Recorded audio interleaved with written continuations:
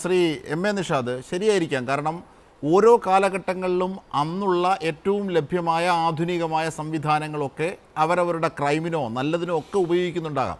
അങ്ങനെ mobile ഫോണിനെയും social media ഉപയോഗിക്കുന്നുണ്ടാകാം എന്നതല്ലാതെ അതിനപ്പുറത്തേക്കുണ്ടോ? ഇപ്പോൾ ഉദാഹരണത്തിന് പണ്ടൊക്കെ ഈ ടെലിവിഷൻ വരുന്ന ഘട്ടത്തിൽ TV കാണരുത്, അത് കണ്ണിന് കേടാണ്, അത് ബുദ്ധിയെ ബാധിക്കും.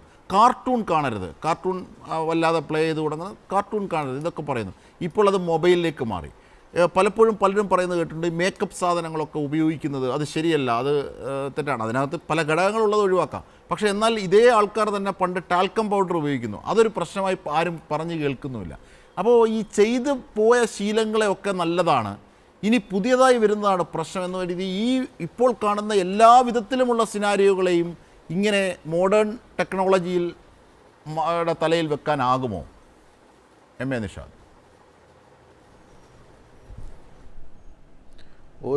ഓരോ കാലഘട്ടത്തിലും ഇതുപോലെ ഓരോ വിഷയങ്ങൾ വരുമ്പം ഇത്തരം കാര്യങ്ങളൊക്കെ സംസാരിക്കുകയും അത് പൊതുസമൂഹത്തിൽ അതൊരു ചർച്ചയാക്കുകയും ചെയ്യാറുണ്ട്. പക്ഷേ ഇപ്പോൾ ജോർജ് സാർ പറഞ്ഞ കാര്യങ്ങളോട് പൂർണ്ണമായിട്ടും ഞാൻ യോജിക്കുകയാണ്. തീർച്ചയായിട്ടും മനഃശാസ്ത്ര വിദഗ്ധൻ പറഞ്ഞതിനോടും ഒരു പരിധിവരെ. ഞാൻ ആ പെൺകുട്ടിയെ പറ്റിയല്ല പറഞ്ഞത്, 17കാരന്മാരായ ആൺകുട്ടികളെ അഡൽട്ടായിട്ട് കാണണമെന്നാണ് ഞാൻ ഉദ്ദേശിച്ചത്. ആ പെൺകുട്ടിയല്ല, പെൺകുട്ടിയെ കുട്ടിയായിട്ട് തന്നെ 13 വയസ്സേ ഉള്ളൂ. പക്ഷേ നമ്മൾ മനസ്സിലാക്കേണ്ട ഒരു വലിയ വിഷയം ഇതിനകത്തുണ്ട്. ഇതിൻ്റെ അകത്ത് ഇപ്പോൾ സാറ് പറഞ്ഞ ഒരു കാര്യത്തിനോട് പൂർണ്ണമായി യോജിച്ച് തന്നെ ഞാൻ സംസാരിക്കുമ്പോൾ എന്നെ ഒരുപക്ഷെ പിന്തിരിപ്പനായിട്ടൊന്നും ആരും കണക്കാക്കരുത്. കാര്യം വസ്തുത അതാണ്. അതായത് ഈ കോവിഡിന് ശേഷം മൊത്തത്തിൽ മലയാളിയുടെ മാനസികാവസ്ഥ, മലയാളി എന്നല്ല, ഇപ്പോൾ ലോകത്തിന് ഭയങ്കര ഒരു വ്യത്യാസം വന്നിരിക്കുകയാണ്.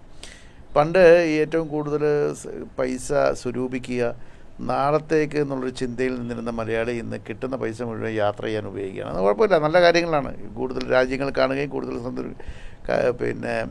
സംസ്കാരങ്ങൾ മനസ്സിലാക്കുകയും ചെയ്യുന്നതൊക്കെ ശരിയാണ്. അതൊരു വിദ്യാഭ്യാസപരമായിട്ട് നല്ലതാണ്. പക്ഷേ നമ്മൾ മനസ്സിലാക്കേണ്ട ഒരു വിഷയം എന്ന് പറഞ്ഞാൽ നമ്മുടെ കൂരയ്ക്കുള്ളിൽ നമ്മുടെ കൂടെ നിൽക്കുന്ന നമ്മുടെ കുഞ്ഞുങ്ങളെ അവരുടെ പേരൻറ്റിങ് എന്നുള്ളൊരു വലിയൊരു വിഷയമുണ്ട്. പേരൻറ്റിങ് എന്നുള്ള വിഷയം എന്ന് പറഞ്ഞാൽ നമ്മുടെ കുട്ടികളോട് മാത്രമായിട്ടൊരു സമൂഹത്തോട് ചെയ്യുന്നൊരു വലിയൊരു പ്രതിബദ്ധതയാണ്. നല്ല സ്വഭാവ ഗുണമുള്ള കുട്ടികളെ വളർത്തിയെടുക്കുക എന്നുള്ളത് ഒരു വലിയ വിഷയമുള്ള കാര്യമാണ്. ഇപ്പോൾ നമ്മൾ ഈ വന്ന കാലത്ത് ഈ ജൻസി കുട്ടികളെ മാത്രം കണക്കാക്കേണ്ട കാര്യമില്ല. ഇപ്പോൾ എൻ്റെയൊക്കെ പ്രായത്തിലുള്ള ചിലവന്മാർ കാണിക്കുന്നത് കാണുമ്പോൾ നമുക്ക് സങ്കടം തോന്നാറുണ്ട്. അപ്പോൾ ഇപ്പോഴും മനസ്സ് വളരാത്ത, വളരെ ഈഗോയിസ്റ്റിക്കായിട്ട് ചിന്തിക്കുന്ന ആളുകൾ നമ്മുടെ ഇടയിലുമുണ്ട്. മനസ്സ് വളരുന്നില്ല. മനസ്സ് വളരാത്തതിൻ്റെ ഒരു വലിയ പ്രശ്നമുണ്ട്. അപ്പം ആ കാലഘട്ടത്തിൽ ഇപ്പോൾ 50കളിൽ നിൽക്കുന്ന ആളുകൾക്ക് അവരുടെ ഈ ചെറുപ്പകാലത്ത് ഈ പറയുന്ന ഇൻ്റർനെറ്റോ മറ്റു കാര്യങ്ങളൊന്നും ഇല്ലായിരുന്നു. അന്ന് TV മാത്രമേ ഉള്ളായിരുന്നു.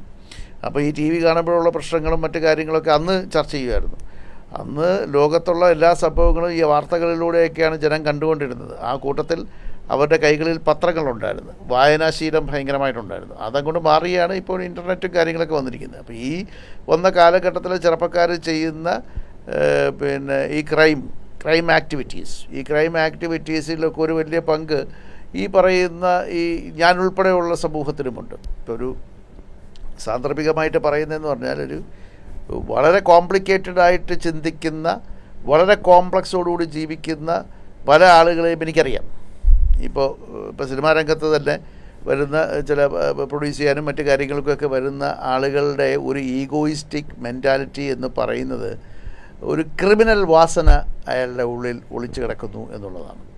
അപ്പോൾ ഇതൊരു അഡ്രസ്സ് ചെയ്യപ്പെടേണ്ട വിഷയമാണ്. ഈ അഡ്രസ്സ് ചെയ്യപ്പെടേണ്ട വിഷയം എന്ന് പറഞ്ഞാൽ ഇപ്പോൾ ഈ കരുവാറ്റ കേസിൽ ആ കുട്ടിയുടെ ആസൂത്രണം ചെയ്ത കൊലപാതകം ആസൂത്രണം ചെയ്ത് തികച്ചും പ്രൊഫഷണൽ രീതിയിലാണെങ്കിൽ പോലും ആ കുടുംബത്തെപ്പറ്റി ഒരു ഐസൊലേറ്റഡ് ആയിട്ടുള്ള ഒരു കുടുംബം പോലെയാണ് അവിടുത്തെ ഉള്ള SNDPയുടെ ഭാരവാഹിയും അതേപോലെ തന്നെ അവിടുത്തെ പഞ്ചായത്തിലെ മെമ്പർമാരും ഒക്കെ പോലീസിന് കൊടുത്ത മൊഴി.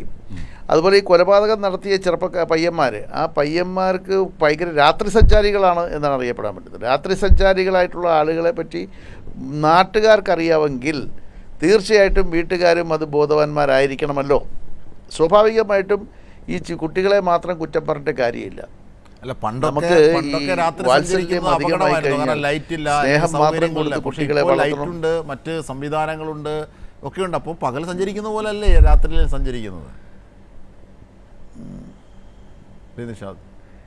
അല്ലല്ല, രാത്രി സഞ്ചാരത്തിന് അങ്ങനെ അജിംഷാദ് അങ്ങനെ വെള്ളപൂശിയൊക്കെ പോകണ്ട. രാത്രി സഞ്ചാരത്തിന് അതിൻ്റേതായിട്ടുള്ള പ്രശ്നങ്ങളുണ്ട്. ഇല്ല എന്ന് പറയുന്നത് ഈ ലൈറ്റും അല്ലെങ്കിൽ വൈദ്യുതീകരണവും കൊണ്ട് മാത്രം വൈദ്യുതീകരണം കൊണ്ട് മാത്രം നമുക്ക് ഈ അതിനെ അങ്ങനെ നമ്മളത് നോർമലൈസ് ചെയ്യേണ്ട എന്നൊരു അഭിപ്രായം എനിക്കുണ്ട്. കാരണം ഈ പല സ്ഥലങ്ങളിലും, പ്രത്യേകിച്ച് ആളൊഴിഞ്ഞ സ്ഥലങ്ങളിലും മറ്റു കാര്യങ്ങളിലും എല്ലാം ഈ ചെറുപ്പക്കാർ ചെയ്യുന്ന പ്രവർത്തികൾ, അതിൽ ഏറ്റവും വലുത് ഈ മയക്കുമരുന്ന് എന്ന് പറയുന്നതിൻ്റെ സാന്നിധ്യമാണ്. മയക്കുമരുന്ന് എന്ന് പറയുന്നത് ഒരു സാമൂഹിക വിപത്താണ്. അപ്പോൾ അതിനെതിരായിട്ട് ശക്തമായ നടപടികളുമായിട്ട് സർക്കാർ വരുന്നുണ്ട്. സർക്കാർ ഞാൻ ശ്ലാഘിക്കുകയാണ്. അത് രാഷ്ട്രീയമില്ല, രാഷ്ട്രീയത്തിന് അതീതമായിട്ട് ആരെന്ത് ചെയ്താലും നല്ലതിനായിട്ട് സപ്പോർട്ട് ചെയ്യണം. പക്ഷേ സ്വാഭാവികമായിട്ടും ഈ മയക്കുമരുന്ന് വിപത്തിനെതിരെ ഒരു ശക്തമായ ഘട്ടങ്ങളും നമ്മൾ കാണുന്നുണ്ട്. അങ്ങനെ ആവരുത്. അതും കൂടി പറഞ്ഞു വെക്കണം. പുതിയ MDMA കേസിലൊക്കെ അല്ല, അത് തീർച്ചയായിട്ടും നമ്മളതിനെ പോസിറ്റീവായിട്ട് കാണുക. നമ്മളെ സംബന്ധിച്ചിടത്തോളം സമൂഹത്തിൻ്റെ നന്മയും ഈ നാടിൻ്റെ നന്മയും മാത്രമാണ് നമ്മളിപ്പോഴുള്ള എല്ലാവരും നോക്കേണ്ടത്. അതിലിപ്പോൾ ഏത് പക്ഷമാണെങ്കിലും തീർച്ചയായിട്ടും നമ്മൾ അങ്ങനെ തന്നെ മുന്നോട്ട് പോകണമെന്നൊരാഗ്രഹമാണ് എനിക്കുള്ളത്. അപ്പോൾ ഞാനത് സാന്ദർഭികമായി പറഞ്ഞതേ ഉള്ളൂ. അപ്പോൾ ഈ മയക്കുമരുന്നിനെതിരായിട്ട് ശക്തമായ ഒരു നടപടി കാലാകാലങ്ങളിൽ എല്ലാ സർക്കാരുകളും എടുത്തിട്ടുണ്ട്.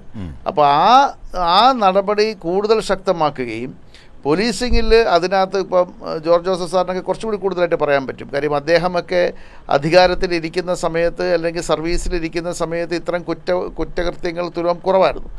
എൻ്റെ പിതാവും പോലീസിലുണ്ടായിരുന്നതാണ്. അപ്പോൾ ആ കാലഘട്ടത്തിൽ നിന്ന് ഈ കാലഘട്ടത്തിലേക്ക് മാറുമ്പോൾ വളരെ സാമൂഹിക പ്രതിബദ്ധതയോടുകൂടി തന്നെ ഈ പോലീസും എക്സൈസും ബന്ധപ്പെട്ട വിഭാഗങ്ങളും അതോടൊപ്പം തന്നെ പഞ്ചായത്ത് മെമ്പർമാർ, ജനപ്രതിനിധികൾ, അധ്യാപകർ, ഈ സമൂഹത്തിൻ്റെ നാനാവിഭാഗത്തിലുള്ള ആളുകൾ ഒറ്റക്കെട്ടായിട്ട് നിന്നുകൊണ്ട് വേണം ഇത്തരം കാര്യങ്ങളിൽ. കാര്യം ഒരു പഞ്ചായത്തിൽ അല്ലെങ്കിൽ ഒരു സ്ഥലത്ത് ഇങ്ങനെയൊക്കെയുള്ള പ്രവർത്തികൾ അല്ലെങ്കിൽ കുറച്ച് മാറി നിൽക്കുന്ന ഒരു ഐസൊലേറ്റഡ് ആയിട്ടുള്ള ഇതുകൊണ്ട് ഇങ്ങനത്തെ കണ്ടിട്ടുണ്ടെങ്കിൽ അവരെ മുഖ്യധാരയിലേക്ക് കൊണ്ടുവരുവാൻ വേണ്ടിയുള്ള ശ്രമം അത് ബന്ധപ്പെട്ട ജനപ്രതിനിധികളാണ്. ഇവിടെ പഞ്ചായത്ത് മെമ്പറാണെങ്കിലും മുനിസിപ്പൽ കൗൺസിലറാണെങ്കിലും കോർപ്പറേഷൻ കൗൺസിലറാണെങ്കിലും അവർക്കൊരു ഉത്തരവാദിത്തമുണ്ട്. ഒരു വാർഡിലെ പ്രശ്നങ്ങൾ വെള്ളം കിട്ടാത്തതോ കറണ്ട് പോകുന്നതോ അല്ലെങ്കിൽ അതുപോലെയുള്ളതിന് റോഡുകളോ അതുപോലെ അതിനേക്കാളും ഒരു പിടി കൂടി ഈ വന്ന കാലത്ത് കൊടുക്കേണ്ടത് ഇത്തരം പ്രവർത്തികളിൽ അല്ലെങ്കിൽ ഇതുപോലെയുള്ള ഏതെങ്കിലും വീട്ടിലെ കുട്ടികളോ അവരെ ഐഡന്റിഫൈ ചെയ്ത് അവരെ മുഖ്യധാരയിലേക്ക് കൊണ്ടുവരുവാൻ വേണ്ടി ഒരു വാർഡ് മെമ്പർക്ക് ആനുപാതികമായി സ്വാഭാവികമായുള്ള വർധനവ് അല്ലാതെ പുതിയ കാലത്ത് പഴയ കാലത്തിൽ നിന്നും വല്ലാതെ ക്രൈം വർദ്ധിച്ചിട്ടുണ്ടോ എന്നുള്ള കാര്യത്തിൽ എനിക്ക് ചില സംശയങ്ങളുണ്ട്.